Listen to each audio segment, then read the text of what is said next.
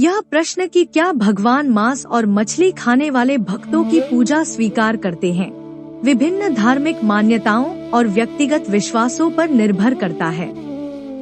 विभिन्न संस्कृतियों और धर्मों में इसके विभिन्न उत्तर हो सकते हैं।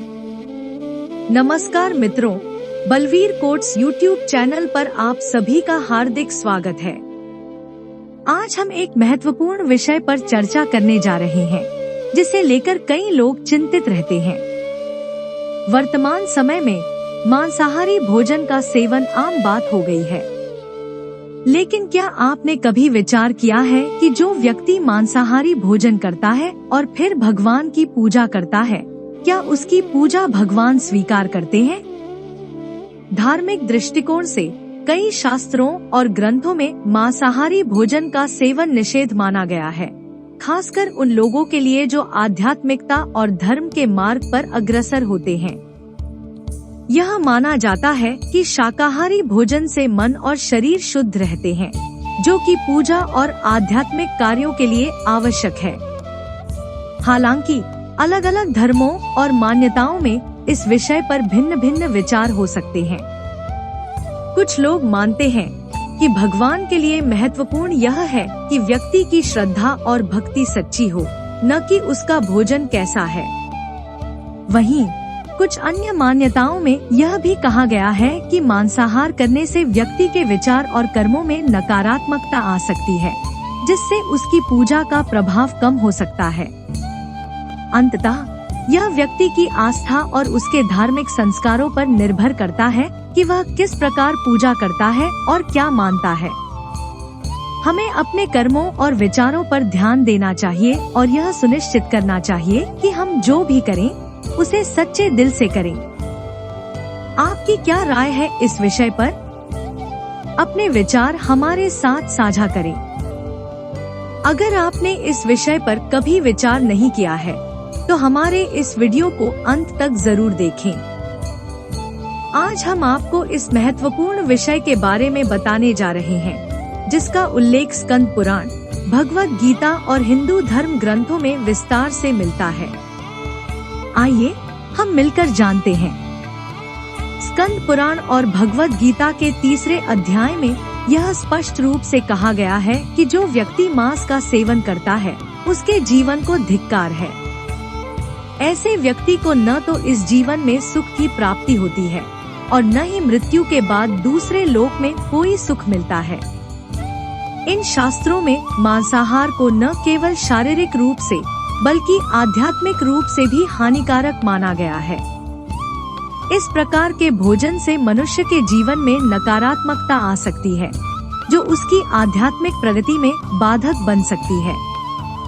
इसलिए इन ग्रंथों के अनुसार जो व्यक्ति सच्चे अर्थों में धार्मिक और आध्यात्मिक जीवन जीना चाहता है, उसे मांसाहार से दूर रहना चाहिए। इससे न केवल उसका वर्तमान जीवन सुधरेगा, बल्कि मृत्यु के बाद भी उसे मोक्ष और स्वर्ग की प्राप्ति हो सकेगी। स्कंद पुराण में एक महत्वपूर्ण प्रसंग का विस्तार पूर्वक उल्लेख मिलता है, जो मांसाहार से संबंधित है। इसके अनुसार जब एक बार सभी देवता काशी पहुँचे, तो उन्होंने देखा कि वहाँ बाघ जैसे हिंसक पशु भी घास फूस खा रहे थे। यह दृश्य यह दर्शाता है कि काशी जैसी पवित्र भूमि पर मांसाहार पूरी तरह से वर्जित है और वहाँ के वातावरण में भी अहिंसा का प्रभाव है। इसके साथ ही स्कंद पुराण में यह भी कहा गया है कि अगर कोई प्राणी भूख से मरने की स्थिति में हो, तब भी उसे मांस का सेवन नहीं करना चाहिए। यह शिक्षाप्रद कथा इस बात पर जोर देती है कि मांसाहार किसी भी परिस्थिति में स्वीकार्य नहीं है, चाहे वह कितनी भी गंभीर क्यों न हो। स्कंद पुराण में आगे बताया गया है कि भगवान शिव, जिन्हें भोलेनाथ के नाम से भी जाना जाता है, उन लोगों की भक्ति और पूजा कभी स्वीकार नहीं करते जो मांस और मदिरा का सेवन करते हैं। यह संदेश इस बात को रेखांकित करता है कि शुद्धता और अहिंसा का पालन धार्मिक जीवन का महत्वपूर्ण हिस्सा है। मांसाहार और मदिरापान से व्यक्ति की भक्ति और आध्यात्मिकता पर नकारात्मक प्रभाव पड़ता है और इससे उसकी पूजा व्यर्थ हो सकती है। यह प्रसंग हमें यह सिखाता है कि धर्म और आध्यात्मिकता का मार्ग शुद्ध आचरण से ही प्रशस्त होता है और इसके लिए मांसाहार से दूर रहना आवश्यक है। स्कंद पुराण के अलावा वराह पुराण में भी मांसाहार और मदिरा के सेवन के विषय पर स्पष्ट निर्देश दिए गए हैं। इस पुराण के अनुसार भगवान विष्णु ने अपने वराह अवतार में पृथ्वी देवी के पूछने पर कहा कि जो व्यक्ति मांस और मदिरा का सेवन करता है उसकी पूजा मैं स्वीकार नहीं करता और उसे अपना भक्त भी नहीं मानता। भगवान विष्णु का वराह अवतार पृथ्वी देवी से आगे यह भी कहता है कि जो व्यक्ति मछली या अन्य पशुओं के मांस का सेवन करता है वह मेरे लिए सबसे बड़ा अपराधी है। यह स्पष्ट रूप से मांसाहार के प्रति नकारात्मक दृष्टिकोण को दर्शाता है और इसे एक गंभीर पाप के रूप में देखा गया है। इसके अलावा श्रीमद् भगवद गीता में भगवान श्री कृष्ण ने भी इस बात पर जोर दिया है कि मनुष्य को क्या खाना चाहिए और क्या नहीं। भगवान श्री कृष्ण के अनुसार मांस एक तामसिक भोजन है जिसे खाने से व्यक्ति की चेतना और मानसिक स्थिति प्रभावित हो सकती है। उन्होंने यह भी कहा है कि शुद्ध और सात्विक भोजन ही मानव के लिए उपयुक्त है, जिससे उसके मन और आत्मा की शुद्धता बनी रहती है। इन सभी शास्त्रों का सार यही है कि मांसाहार और मदिरा का सेवन आध्यात्मिक और धार्मिक दृष्टिकोण से हानिकारक माना गया है और इसे किसी भी रूप में स्वीकार नहीं किया गया है। शुद्धता, अहिंसा और सात्विकता का पालन ही धार्मिक जीवन का आधार है। भगवान श्री कृष्ण ने श्रीमद् भगवद गीता में मांसाहार के बारे में जो कहा है वह गहन और विचारणीय है। उनके अनुसार मांस का सेवन करने से व्यक्ति की बुद्धि का नाश होने लगता है, जिससे वह अपने इंद्रियों पर से नियंत्रण खो देता है। इस प्रकार मनुष्य चाहकर भी पापमय कर्मों में उलझ जाता है, जो उसे अधर्म के मार्ग पर ले जाता है। भगवान श्री कृष्ण आगे कहते हैं कि ऐसा व्यक्ति जब नित्य पूजा करता है या भगवान को याद करता है तो उसकी पूजा और स्मरण का कोई फल नहीं होता, क्योंकि मैं भगवान उसके पास भी नहीं जाता। इसका अर्थ यह है कि शुद्ध और सात्विक आचरण के बिना भक्ति और पूजा का कोई प्रभाव नहीं होता। इसके अलावा भगवान श्री कृष्ण गीता में यह भी स्पष्ट करते हैं कि मांसाहार भोजन राक्षसों के लिए है, न कि इंसानों के लिए। उन्होंने भोजन को 3 वर्गों में विभाजित किया है। 1. सात्विक भोजन। यह भोजन शुद्ध, पौष्टिक और स्वच्छ होता है, जो शरीर और मन दोनों के लिए लाभकारी है। इसमें फल, सब्जियां, अनाज आदि शामिल है। 2. राजसिक भोजन। यह भोजन जोश और उत्तेजना पैदा करता है, लेकिन इसके साथ ही यह व्यक्ति के मन में अस्थिरता और बेचैनी भी ला सकता है। इसमें अधिक मसालेदार, खट्टा, नमकीन और तले भुने खाद्य पदार्थ शामिल होते हैं। 3. तामसिक भोजन। यह भोजन मन और शरीर दोनों के लिए हानिकारक माना गया है। इसमें बासी, सड़ागला और मांसाहार भोजन शामिल है, जो व्यक्ति की बुद्धि और चेतना को धूमिल करता है।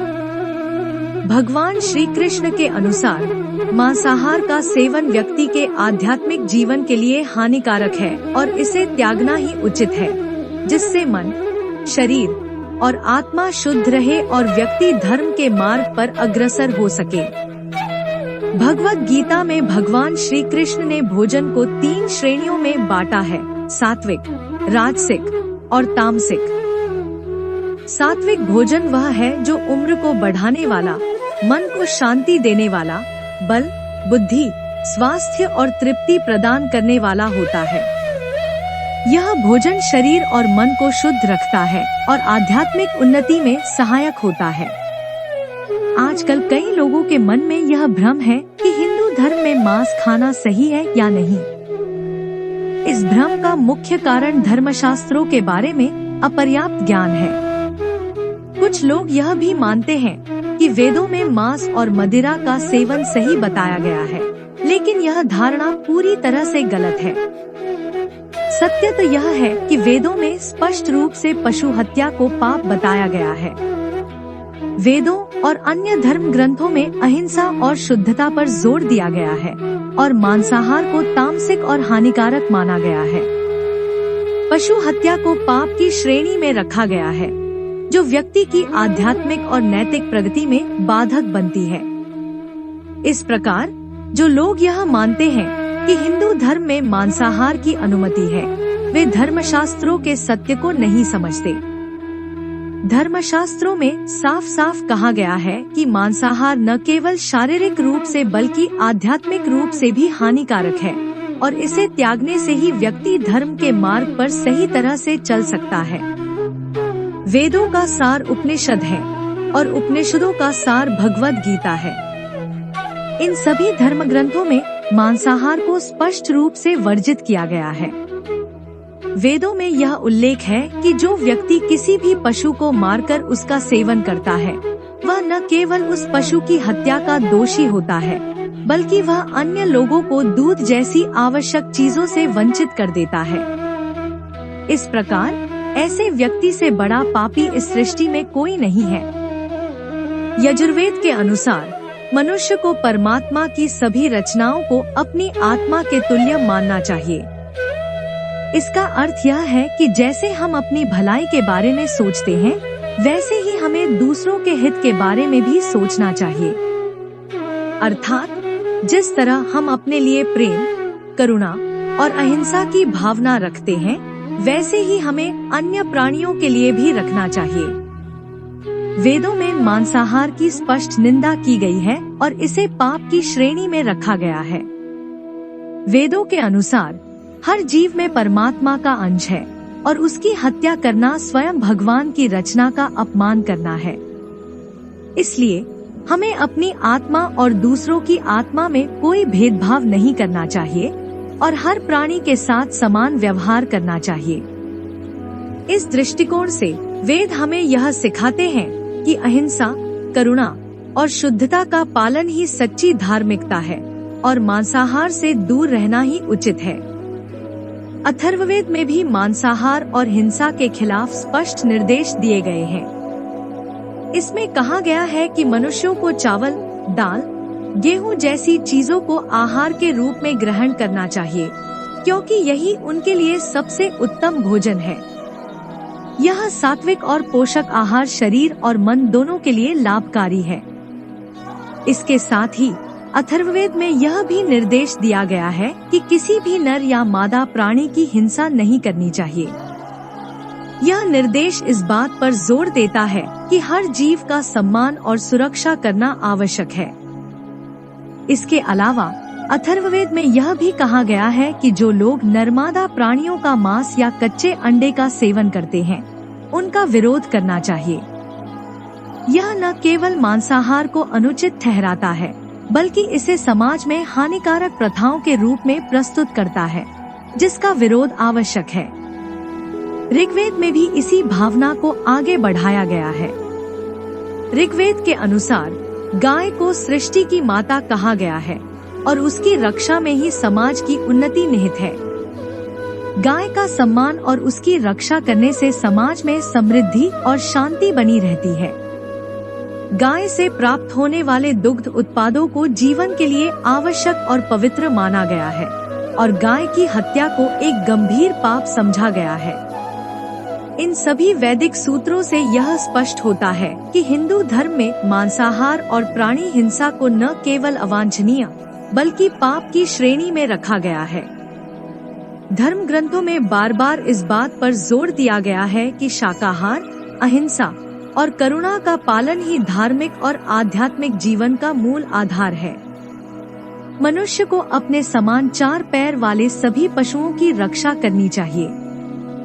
गरुड़ पुराण में भगवान विष्णु पक्षीराज गरुड़ को एक कथा सुनाते हुए कहते हैं कि जो व्यक्ति मांस और मदिरा का सेवन करता है, उसकी भक्ति या पूजा कोई भी देवी देवता स्वीकार नहीं करते। ऐसे लोगों की सहायता भी कोई देवता नहीं करते हैं। इसलिए मनुष्य को हमेशा सात्विक भोजन करना चाहिए, ताकि उन्हें अपने जीवन में सुख के साथ साथ मृत्यु के बाद भी ईश्वर का साथ मिल सके और वे सुखपूर्वक इस लोक से दूसरे लोक में जा सके। भगवान विष्णु यह भी कहते हैं कि जो मनुष्य अपने स्वार्थ के लिए दूसरे पशुओं की हत्या करता है, उसे मृत्यु के बाद उसी पशु योनि में कई जन्मों तक जन्म लेना पड़ता है। वह भी उसी प्रकार मारा जाता है जैसे उसने अपने खाने के लिए किसी पशु को मारा था। इस प्रकार का कर्म बंधन व्यक्ति के जीवन को दुखद और पीड़ादायक बनाता है। अंत में यह संदेश दिया जाता है कि यदि आप भगवान पर विश्वास करते हैं और उनकी पूजा आराधना करते हैं, तो मांस और मदिरा जैसी चीजों का सेवन पूरी तरह से बंद कर देना चाहिए। वैज्ञानिक दृष्टि से भी मांसाहार और मदिरा का सेवन स्वास्थ्य के लिए हानिकारक माना गया है। मांसाहार से विभिन्न बीमारियों का खतरा बढ़ जाता है और मदिरा के सेवन से मानसिक और शारीरिक स्वास्थ्य पर नकारात्मक प्रभाव पड़ता है। इसलिए धार्मिक और वैज्ञानिक दृष्टिकोण से मांस और मदिरा का त्याग करना ही उचित है। यह न केवल आध्यात्मिक उन्नति के लिए आवश्यक है, बल्कि जीवन में शांति और संतुलन बनाए रखने के लिए भी महत्वपूर्ण है। तो मित्रों, आज आपने यह जाना कि मांस और मदिरा जैसी चीजों का सेवन न केवल धार्मिक दृष्टिकोण से बल्कि स्वास्थ्य के लिए भी हानिकारक है। इनका सेवन करने से भगवान आपकी पूजा स्वीकार नहीं करते और यह आपके आध्यात्मिक जीवन में बाधा उत्पन्न करता है। धार्मिक ग्रंथों और वैज्ञानिक दृष्टिकोण दोनों ही इस बात पर जोर देते हैं कि सात्विक आहार का पालन करना ही सबसे उचित और लाभकारी है। यदि इस वीडियो में कहीं कोई त्रुटि हो तो हम आपसे क्षमा चाहते हैं। हर हर महादेव। दोस्तों, हमें उम्मीद है कि आज की वीडियो आपके लिए लाभदायक होगी। अगर वीडियो आपको पसंद आई हो तो कृपया इसे लाइक करें और इसे अपने परिवार और दोस्तों के साथ अधिक से अधिक शेयर करें। अगर आप हमारे चैनल बलवीर कोट्स पर नए हैं तो कृपया सब्सक्राइब करें और घंटी के बटन को दबाएं ताकि आपको हमारी सभी नई वीडियोस की सूचनाएं सबसे पहले मिले। महादेव जी का आशीर्वाद पाने के लिए कमेंट में हर हर महादेव लिखें। ओम नमः शिवाय। नमस्कार दोस्तों।